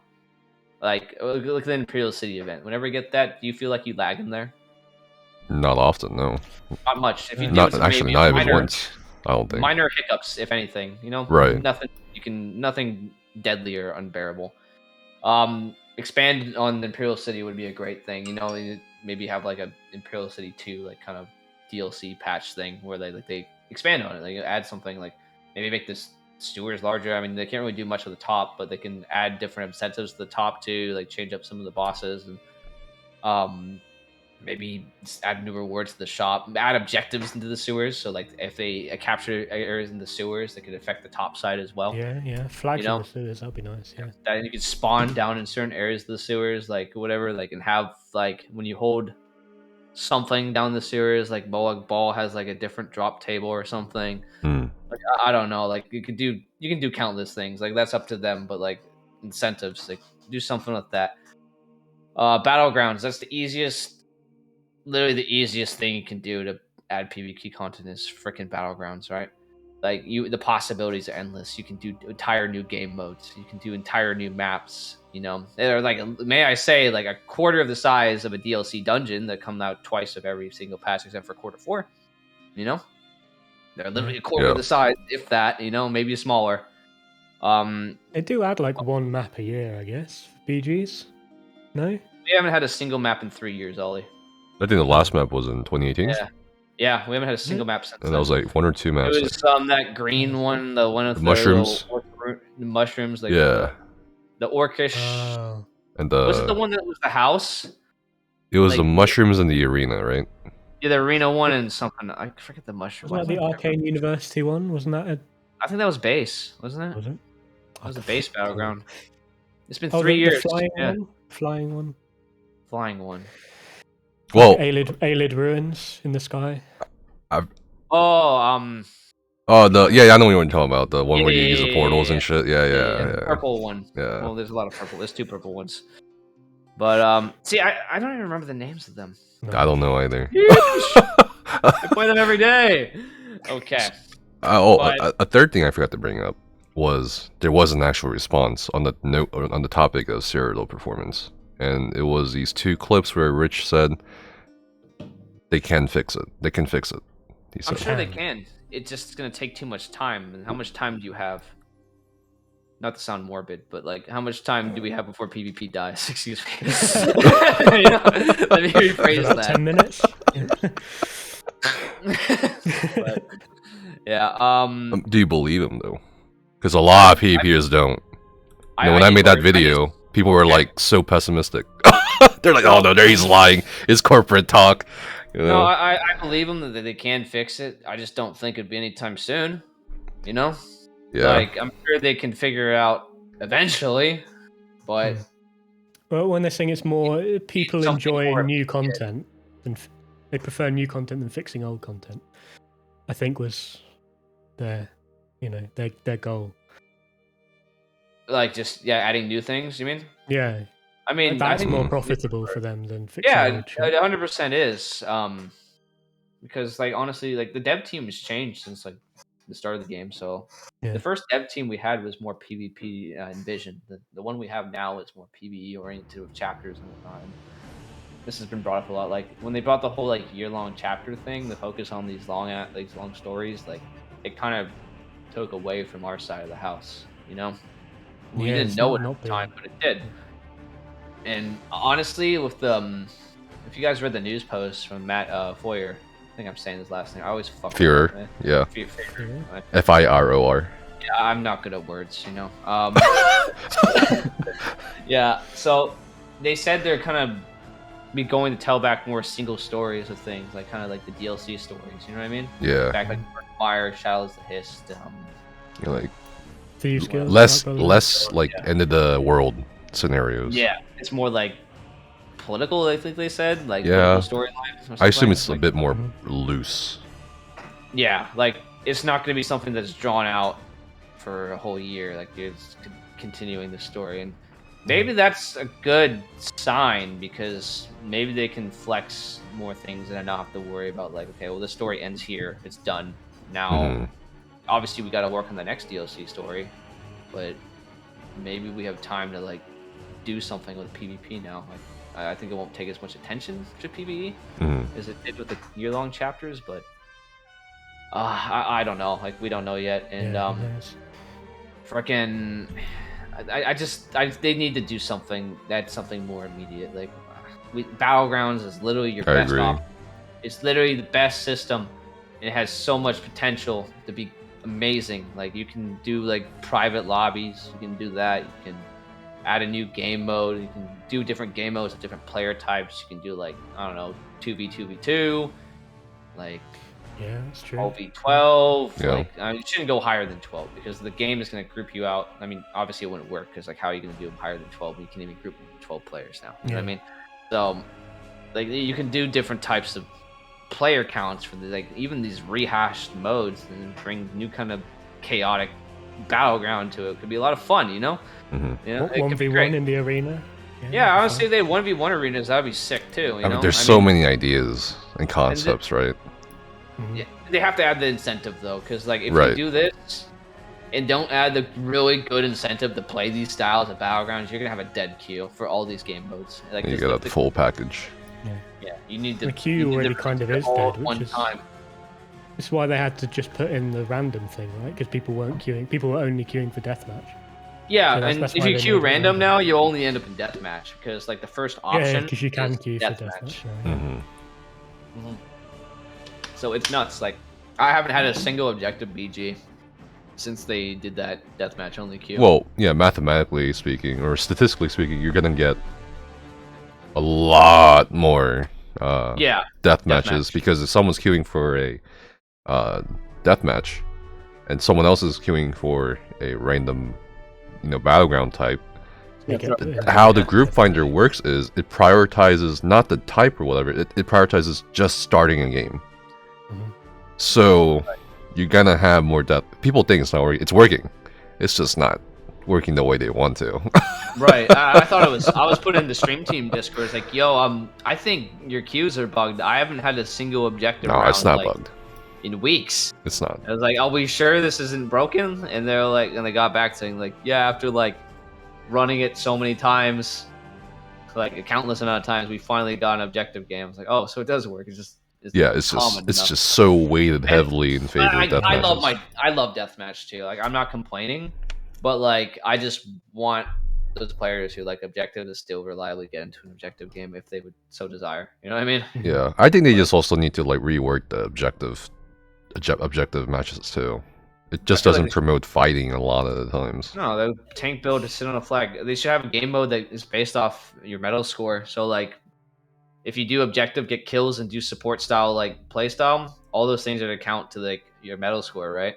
So whatever team has the most medal score wins. So whatever team did the most of the 3 styles the best is gonna win the battle. Make that a whole new freaking game mode. There's your first new game mode, Josh. You're welcome. Because that's part of the reason I think why everybody treats every match as deathmatch. You know what I mean? Because why not just go for the kills? Like you're gonna get right. There's no incentive to win either, right? Unless you're doing achievements, there's no point really. Yeah. And you get the achievements not too long after. I mean, there's some that take forever, like the healing one, whatnot. But defensive execution took me like 4 years. Yeah, it's long. Like there's some I'm missing too when I play it all the time, but like I have to take a look at which one I'm missing. But it's fucking. I think balanced teams would be nice as well. Like sometimes you get like 3 healers on one team, and another team doesn't have a healer. Oh my god, I hate it when I go in. Like I had this like a few days ago. It's like 4 I literally fought 4 Magplars that were like tank heals. They had 0 damage. I looked at their damage modifiers at the end. They do like 200k for like a 15-minute match. I'm like, what the? That's pretty good. Like, that's a lot of DPS. It's a lot of fucking brain damage DPS. Like my fucking head was about to explode because I was getting so frustrated. I was like, we're still killing them too. It was like, how the fuck are you dying? You're like 3 other healers protecting your ass, and you still died. You know, it's fucking crazy. You know. I think the higher the MMR though, the worse it is. Like a high MMR deathmatch, just tanks. It's kind of boring, and the timer always runs out. It's which is kind frustrating of too, and it's just annoying. Like I don't know. Like I wish you bring back the potion thing. Role. Do you remember that buff thing? Yeah, the relic where you pick it up, it gives you like a big. Bring back that. Yeah, that'd be great. That was cool, honestly. I like that. It adds a bit of like randomness to it too. It's like okay, so it's fun here. Okay, now the underdog team has grabbed it. Now they're gonna come back a bit. You know, they have to like you gotta worry about them. You gotta stun them. You gotta like actually run defensive, and that's the time when you should be playing defensive. Like, you're not gonna be able to like outburn them. Generally, I mean, obviously you could, but like, it's not a smart thing to do because you're probably risking a wipe on your team. You know, so I like that shit. And I don't know. I don't know why they got rid of it. I don't remember the reasoning, but I think they just said it was too broken. I don't know. They could adjust it. They could just nerfed it a little bit. You know. Yeah. Instead of removing it. It's like the hammer in Cyrodiil. I mean, I like it. I think it varies things up a little bit. Kind of depends on the time of day. It's good when it's not prime time, you know, when you do something about it. Like when it's too lagging and you're screwed. Yeah. But that was kind of a polarizing thing for Cyrodiil was the hammer, and it can be fun. I've had a lot of good moments with the hammer, but like I can see how it's fucking annoying, you know. Yeah. Yeah, you go out there like your team does. Like, there's so many times I pick up the hammer and like my team doesn't show up to help. You know, they're just like, why did you go give it to them, Pain? We give him the hammer. I was like, I walked up to him, I stuck my fist, put it up my butthole, and said, "Come kill me. I'm ready to give you the hammer." You know, like that's not what happened. Like I just got fucking beat. You know, like I had like 10 dudes. I had fucking 30. I couldn't kill them. You know, like they'd be like, "Yeah, Pain in the axe, giving the fucking enemy the hammer again." You know, like. Rats, man. Dude. I'm telling you, like that goes back to toxic people, but the zone chat generals, dude. Seriously, oh my God, they're so brain dead sometimes. Jesus, I don't understand. I don't know, they're weird.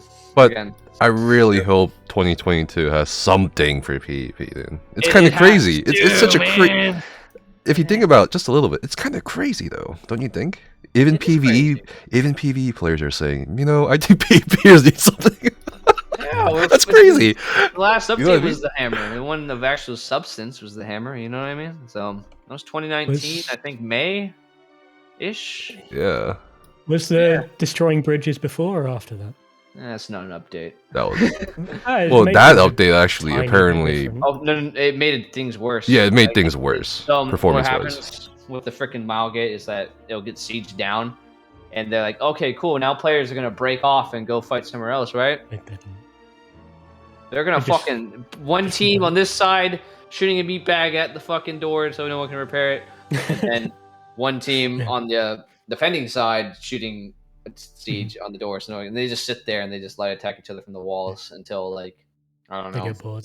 Yeah. They get bored, and then that goes on for like it can go on for hours. I've seen it. No one buys the repair kits either because no one's got space on their bloody quick slot bar. It's not even stuck in combat forever, so you can't even slot it if you want to. You know why they don't buy the repair kits? They don't give you any AP. They don't give you anything back. Yeah, they do. They give you AP. What are you talking about? No. The fucking bridge repair kit. Oh! They give you 0 AP. They give you nothing in return for your investment. Where if you buy like the wall repairs, the wood repairs, they'll give you some back. Okay. The bridge 0. Once you spend it, they're gone. Camps should give you AP when people resin them. That would be fair. Yeah, it's a small bit because they cost 20,000. Maybe if they gave them like, they get 20 respawns per camp. Yeah. So even if they gave you 100 per respawn, you're getting 2K back, mitigating it by 2,000. So they get spend 18K. Just something. And nice. And then if they burn it, you don't get your AP. You're screwed. Yeah. That'd be actually. I never thought about that. That's actually kind of cool. Mm-hmm. Yeah. The only thing you have to worry about is people. Well, they can't boost it because they have a 5-minute cooldown. So no, you're good. Yeah. Yeah. That's actually a great change. Then that'd be cool. Honestly, I'm for that. Yeah. Wow, I never thought about that. That's awesome. I never thought about that. I need to talk to Ollie more. He's the genius here. Truge. Yeah. I find EU and NA PvP are completely different. Oh, well, I mean, different metas. I feel like the EU guys are more advanced, honestly. Like they come over into dueling, like Ghazi and some other EU guys. They're fucking. Yes, I've watched. I've watched NA PvPers and I've been like, oh my god, look, he's like wrecking so many people in Zerodead with this build, and then I try it and I just get absolutely face rolled on EU because everyone's like a tank and everyone's different meta. Yeah, they do different things. Completely different. And the prime time's a lot shorter as well. That's actually obviously Europe's only like 2 time zones really, so. Oh, true. I didn't think about it's like 7 till midnight or whatever, and that's it. Yeah, that's not bad at all. No one's playing until 6 in the morning. Yeah. I guess you guys all have jobs. What? Bro, I've heard wild stories from EU players, dude. Yeah. Do you know, in some countries, or at least some of the people I've talked to, you can tell your boss you have a raid, and they'll be like, okay, cool, don't come into work. Really? Yeah! It's fucking crazy. And they have healthcare. Hey, anyone got a room? Who got a room? I'm moving. Bro, it's crazy, dude. The culture's so different. That is, you know what I mean? Honestly. It's crazy. It's fucking crazy. Gamer country over there, bro. That's insane.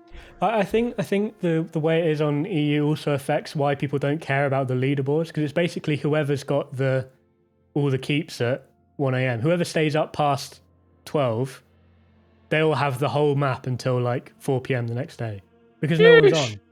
So they don't give a crap. Yeah, that's like, well, we can't do anything about this anyway. So yeah.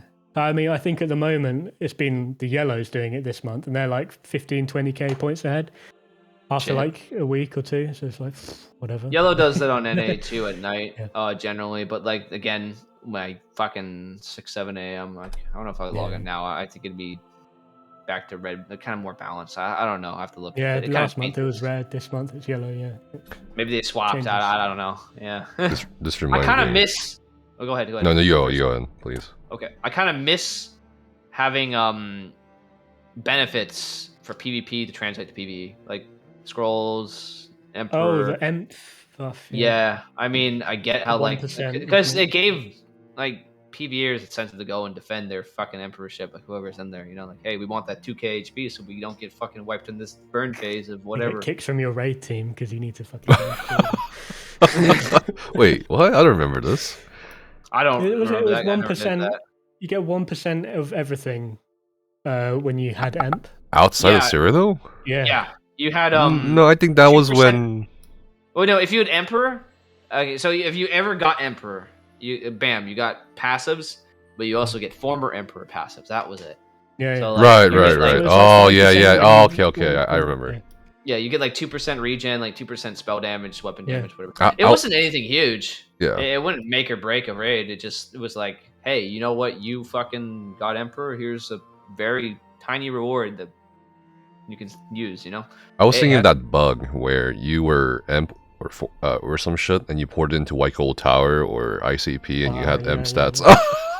Oh yeah, I remember that bug too. Honestly, that was nutty. You still can't wear a costume, like those slottable costumes you put in your guild tabard slot. You can't wear them in White Gold Tower still because it counts as a PvP zone.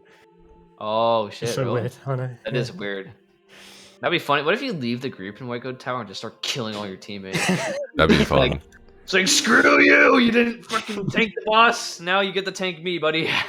That'd be funny. I mean, honestly, that'd be actually really bad. I have I have three. I have 3 ideas for PvP. Okay. You want to hear them? Okay, let's hear them. Okay, and 2 of them are for Cyrodiil. First idea, I think they should shrink Cyrodiil or something. Yeah. It's so big. I think that's also a barrier to PvP. I think that's also a barrier to PvP. Think about the amount of time you have to ride to a fight. You know, what if it's on the other side of the map? No one wants to do that, right? I agree. Right? Honestly, it's too big. You know what I mean? No point. There's so much empty space anyway. Second idea for Cyrodiil. Get rid of the current system. Make it a battle royale map. Fuck it. Oh, fuck. Just drop people in, and I don't know, scatter some crafting stations around the map or something. not even crafting stations. or just chests full of items. Yeah, exactly. Yeah, something like that. Fuck it. Okay, it's a good battle royale. And you pick up weapons for I think that'd be fun. Honestly, and it's big enough for like a battle royale kind of idea, right? Yeah, there's like a cloud of poison or some mystical magic shit closing in. You know, makes sense. Yeah, like fucking. There's like Nephis on the outside. He just opens up his arm, like his fucking armpit, just comes out and just like kills everybody. They don't get to the center by the time. Okay, that was toxic. I'm sorry. No, you're good. You're good. Yeah, yeah, I think that'd be cool. Honestly, I think that'd be cool. I think that'd be really unique. Like, you just fall down in some area, you like land. Like, I mean, watch the fall damage bug happen, you die anyway. Yeah, the game. Okay.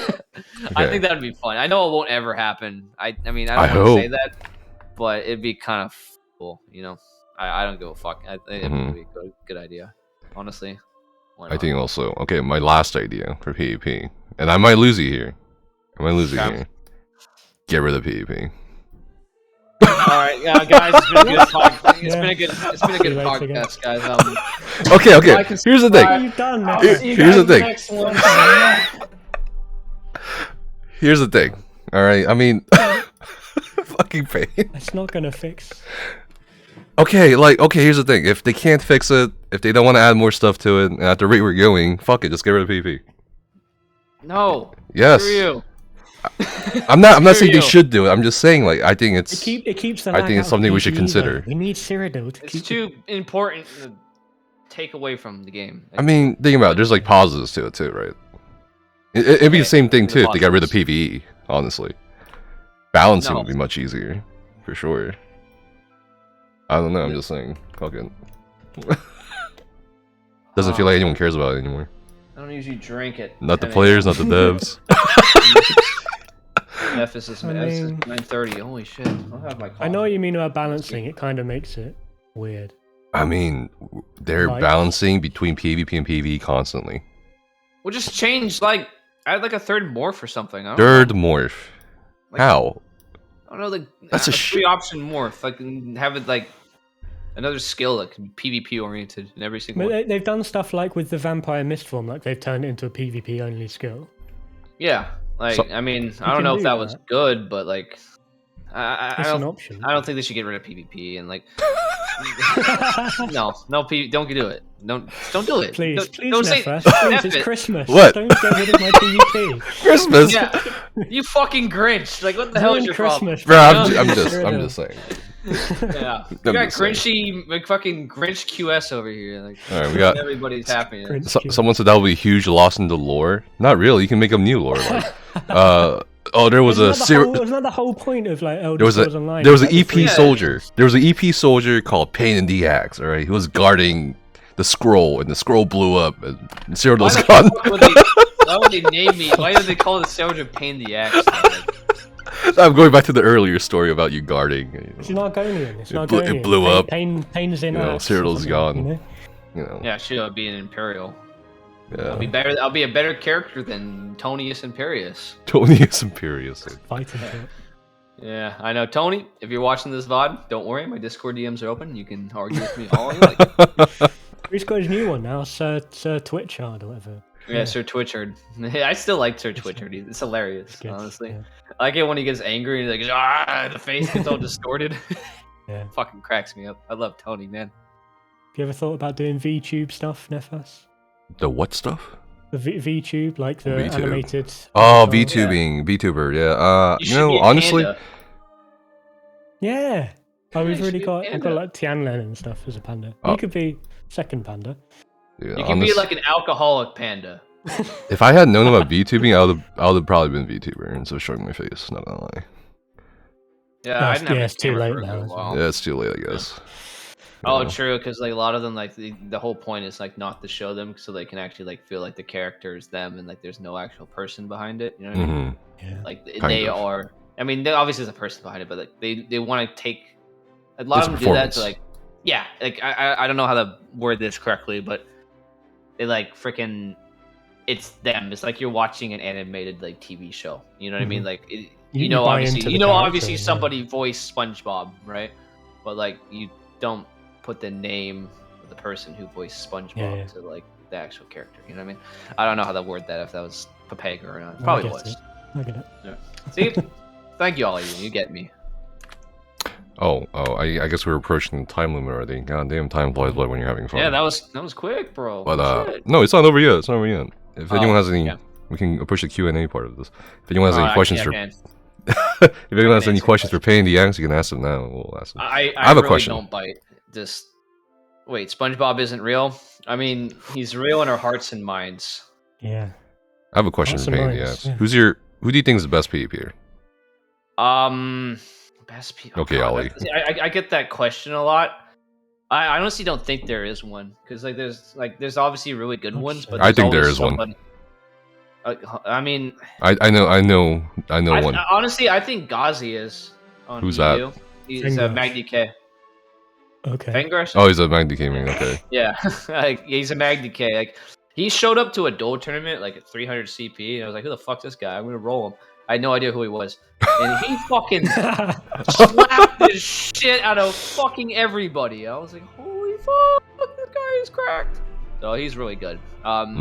He's probably one of the best people I've ever fought. Okay. You know?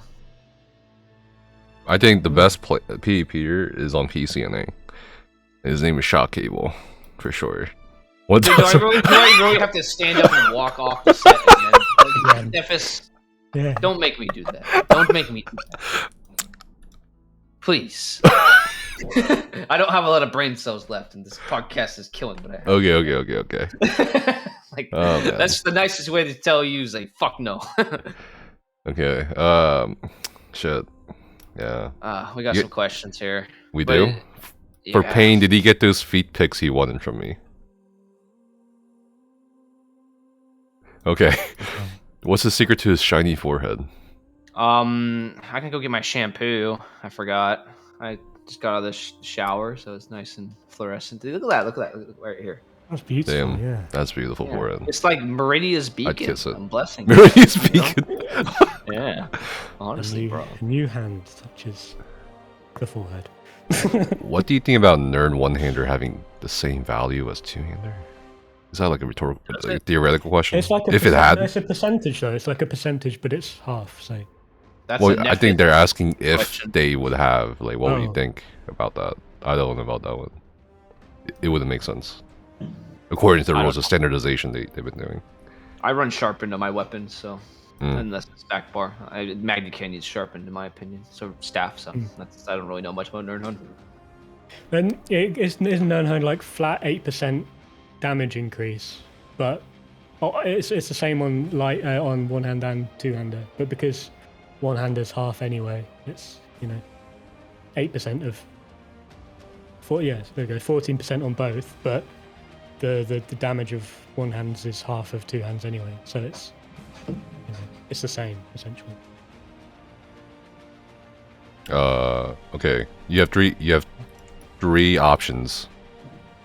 Qkiie, Annie, and Nephis. Kill, fuck, or marry. Which ones? Easy. Kill Annie. What? Because he annoys the shit out of me sometimes, but I love him. He's a good guy. Okay. I still kill him. Marry Nephis. Okay. Fuck Qkiie. Oh shit. Because he's done some modeling for like some fucking protein company, so that's pretty cool. So at least he can put out. And marry Nephis because we're gonna combine our Twitch and YouTube together and make a very successful life for our children. Okay. children. Why are we having children? Successful child, make like the ultimate streamer. Our child is stupid. It's gonna be fucked. But, but at least me and him, we'd be okay. We'd have a lot of. We'd make it. We make it. We would not have kids. We will not curse this planet with a Nephis pain child. Oh man, that'd be terrible. It would be terrible in all forms, honestly. But you gotta make the best of the worst. You know what I'm saying? What's your favorite faction? Overall, I like EP. I just like the kind of like. Why? I like the kind of like. They're dumb as fuck. The PC and the EP are dumb as fuck. The PC EP? Oh, you mean like the PCNA EP? Oh yeah, you mean like the fucking. Oh yeah. I meant like PvP. I meant the player faction. Oh, you mean like fucking PvP and shit? Yeah, right? PvP. Oh, who cares about the lore at this point? Okay. for that shit. Good, because I thought I'd say something and get corrected because I don't know shit about the lore. I just going off like my head was telling me. God, honestly, I gotta say DC then because I started on Daggerfall. DC. Yeah, I started on Daggerfall and it was fun. A lot of good memories, honestly. But I also had a lot of good like connections and good friendships with Hardpack people for the last like year and a half. I just swapped because EP got too populated. That's the only reason why I switched. There's too many drollers on EP. It's changed. Yeah, I started to notice that too. For the past 2 years, it's been it's just drooling. Like they're just drooling, standing at the mile gate. Yeah, like it's gone pretty dumb. But like honestly, DC and EP are my favorites. I don't fuck with Alderman Dominion very much. Like I never really played them. Weren't you AD for like a patch? Yeah, I have a Stam DK that's AD. Just for diversity, just because I wanted to play it for Blackreach or whatever. But I've been playing that less and less anyway.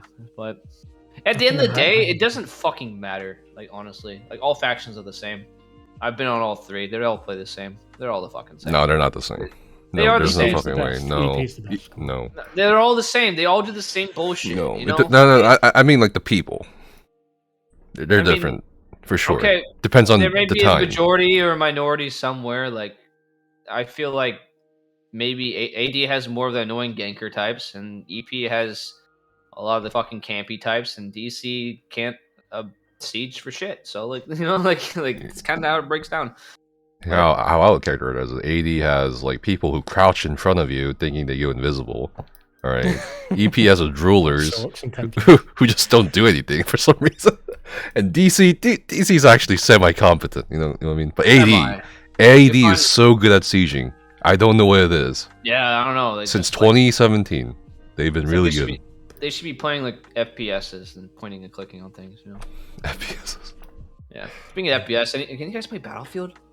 Battlefield. This is broken, isn't it? It's like it's way better this patch. Pain loves playing broken games. New World, dude. Battlefield. The LMG this patch. Oh my god, bro! I feel like at home. I did a lot of machine guns in the military, so I got my PKP and just like gunning people down. Yeah. That's just off topic, but yeah. Okay. So I want to comment on something because I don't understand this shit. DC has a lot of spies from other factions. I think that's a myth. The spying thing, or like, saboteurs in zone chat. Real sabotage. Right, last night I was playing, and an EP guy logged on his DC alt to pick up an EP score and run it home. And like their whole guild was like, it was in an EP guild, like Troll Hoss or whatever. Like they all fucking backed him. They had like fucking 10 people like helping them and shit. And we got to the Gartok gate, and me, Qkiie, and Kristen and Yellow Pages were all fighting these guys. And like most of they unfortunately. They get the scroll inside the gate, but we killed the ones that stayed behind to try to kill us.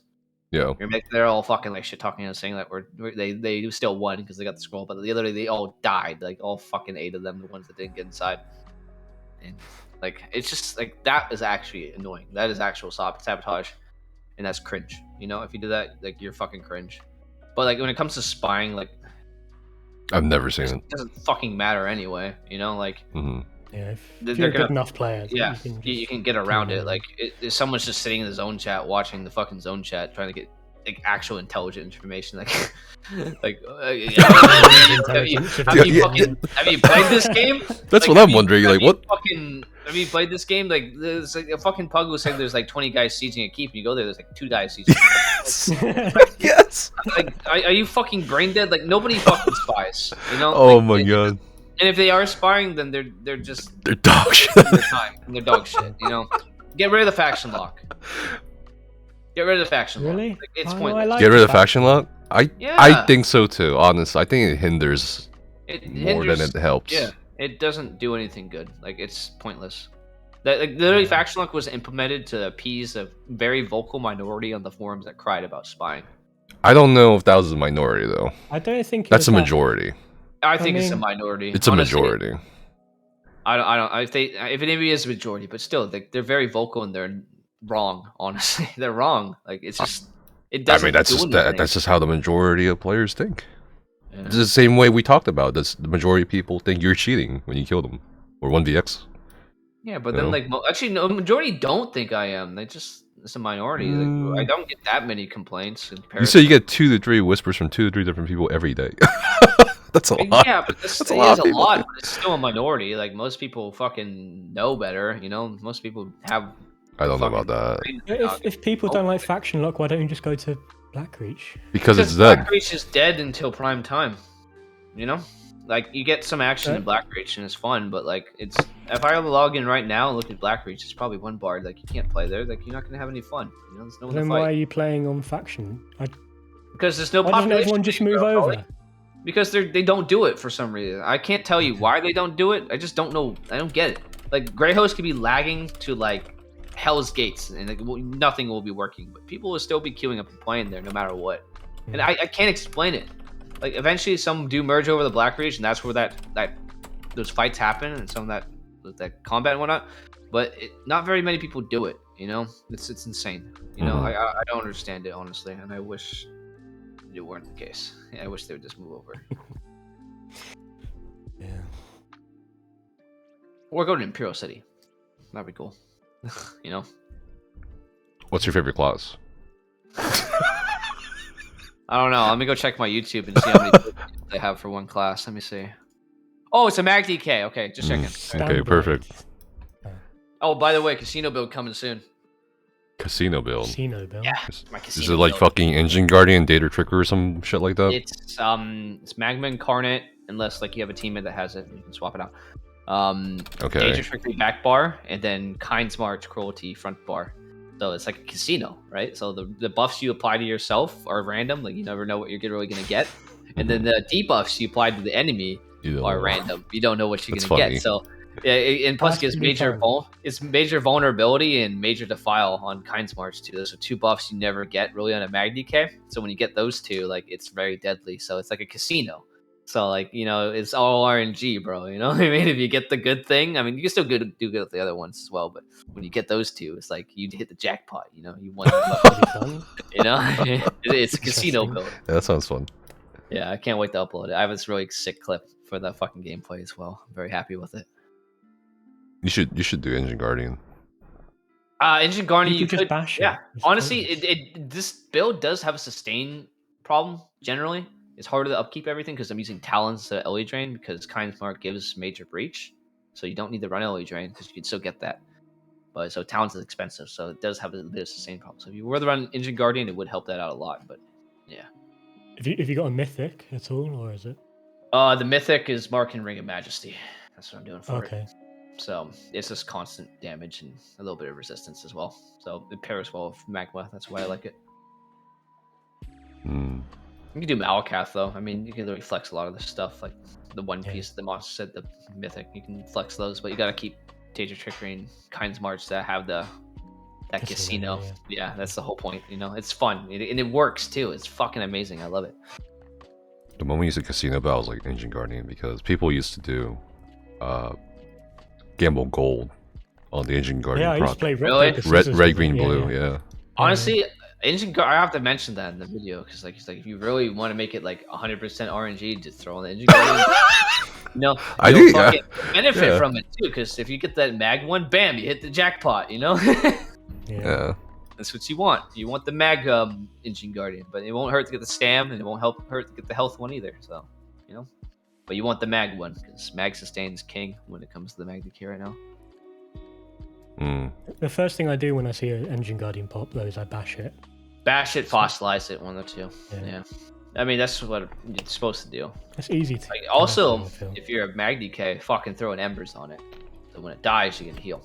Same with Blast Bones. That's 10,000 IQ. Do you not be better with like there's other sustain sets? Was like Stonekeeper? Is that the one? I never used that one. It's like I think when you block enough times, it gives you everything back. But it's not as random. It's not as nerfed it a little bit. That'd be hard to run because this is a double staff build, Resto Destro. Resto Destro. Yeah. Damn. So you gotta manage your stamp correctly on this build, because if you block too much, you can man that can't break free is dead.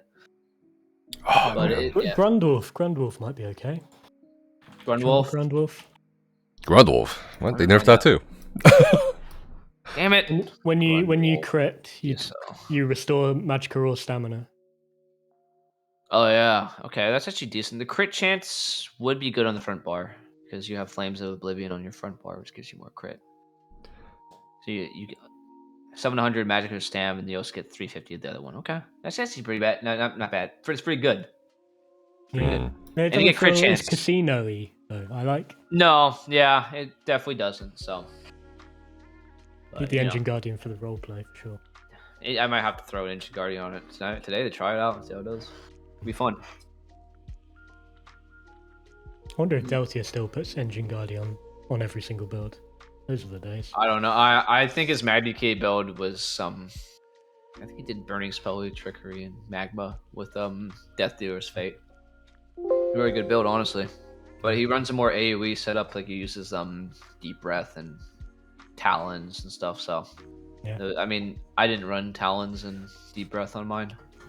I remember the memes were always using Engine Guardian and always using Footman as well. That like PvE. That's like 2015 shit. 2014 shit, dude. Jesus. There's Falcon's Gloria as your damage one, and Engine Guardian if you wanted the PvP. Yeah.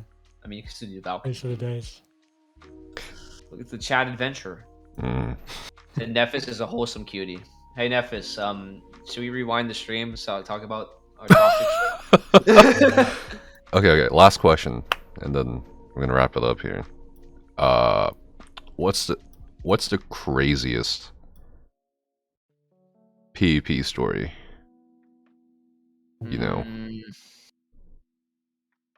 Okay. This one time at Farrago. This one time with what?